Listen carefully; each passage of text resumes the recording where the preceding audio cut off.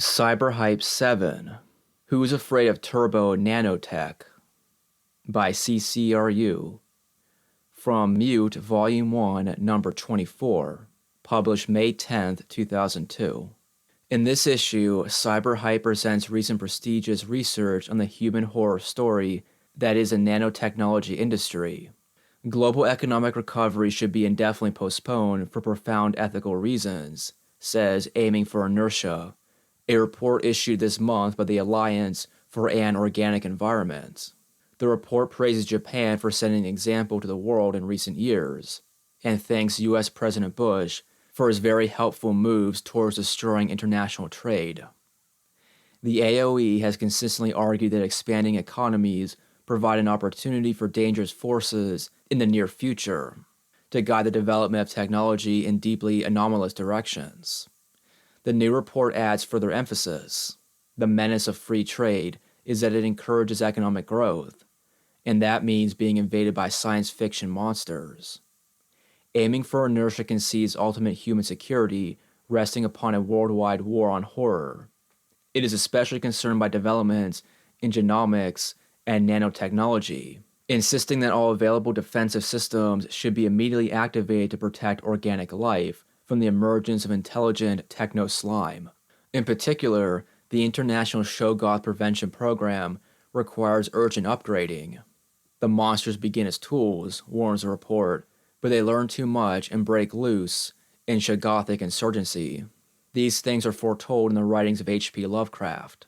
The latest AOE communication focuses upon widespread fears that advanced technologies are about to unleash foaming, bubbling, shape-shifting abominations upon the Earth, leading to the annihilation of the human race.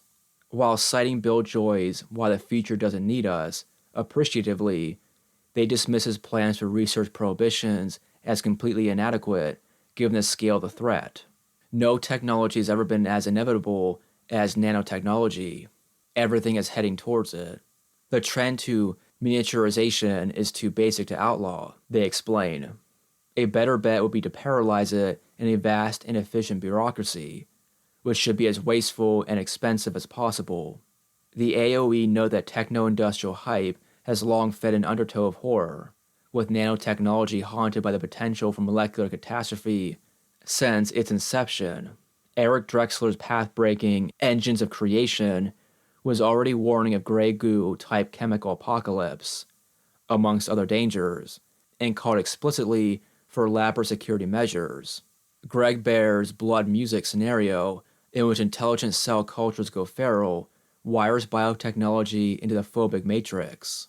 By zooming the procedures down to the molecular and submolecular scale, cutting-edge technosciences tend to subvert the difference between life and technology, nature and artifice, social science and cybergothic fiction.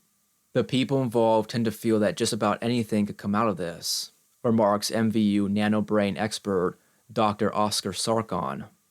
Sarkon is singled out for special condemnation by the report, which expresses profound shock over his inhumane and uncompromisingly nanopositive position. An advocate of guerrilla nanoengineering in dispersed swarm roboticized labs, Sarkon celebrates the imminent geochemical transition beyond organic life and ROM heredity. He contends that it is both inevitable and desirable that planetary crust be vaporized into intelligent plasma clouds within the next 2 decades. Denouncing Sarkon as an overt Shoggoth puppet, Aiming for Inertia describes him as the avatar of a capitalist technosphere slipping completely out of human control. We cannot ignore the fact that the same forbidden knowledges which destroyed the old ones are emerging once again, the report concludes, and we must not assume that time is on our side.